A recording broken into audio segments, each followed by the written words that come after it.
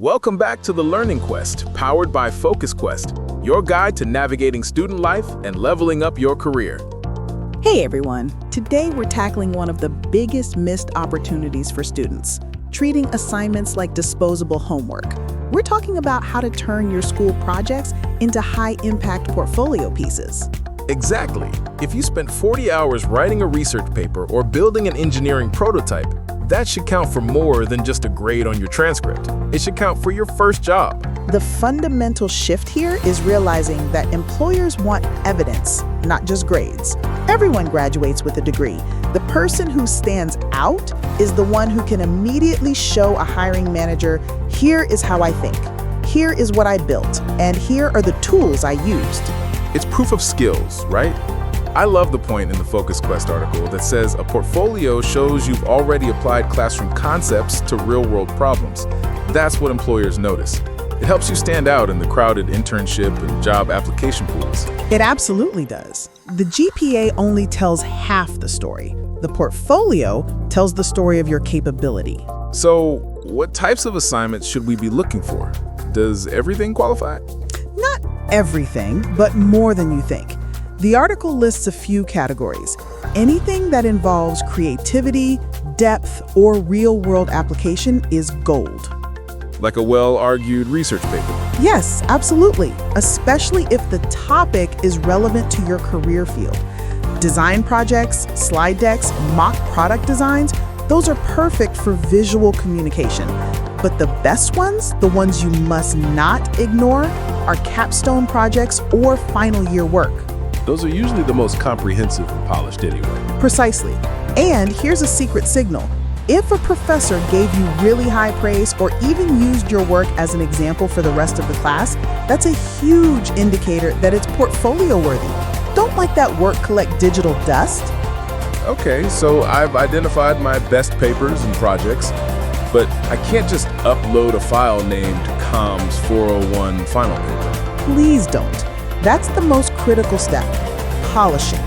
First, fix every typo, update the formatting, and make sure the layout is clean. We need to remove all that school-specific jargon.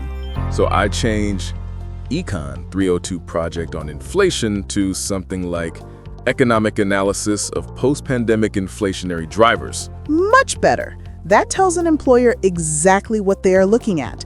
And always convert to employer-friendly formats. PDFs for writing, slide decks for presentations, or embedded links for web projects. And the most important part, in my opinion, is adding context. This is where you tell the story behind the work. Bingo. For every piece, you need to answer 3 questions for the employer. What was the goal or problem you were solving? What specific skills or tools you used?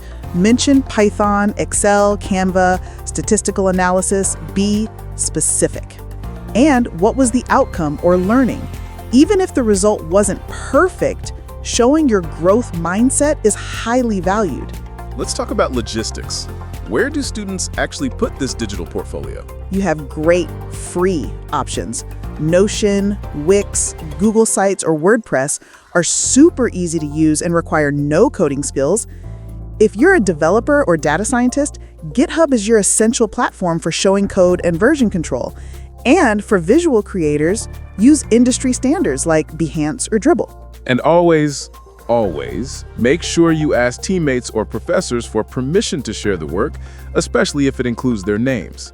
That leads directly into our privacy and academic integrity considerations. Never post your grades and remove classmates' names or identifying information. And keep those citations intact. Showing academic honesty matters. Once the portfolio is built, the final step is knowing how to talk about it in an interview. This is where you bring it all together using the STAR method: situation, task, action, and result. Tell the interviewer the whole story of the project, focusing on the actions you took and the result you achieved or the lesson you learned. And align it with the job description. If the job mentions data visualization, talk about your Tableau or Excel dashboard project. Use those keywords: project management, UX design, technical writing. You said it. Turning assignments into portfolio pieces is the most strategic move a student can make. It shows you're proactive and already thinking like a professional. Don't wait until graduation day to start this. Build your portfolio piece by piece, semester by semester. It'll give you confidence, direction, and a major advantage. That's it for today's Learning Quest. Thanks for tuning in. You can find more tips on professional development on the FocusQuest website.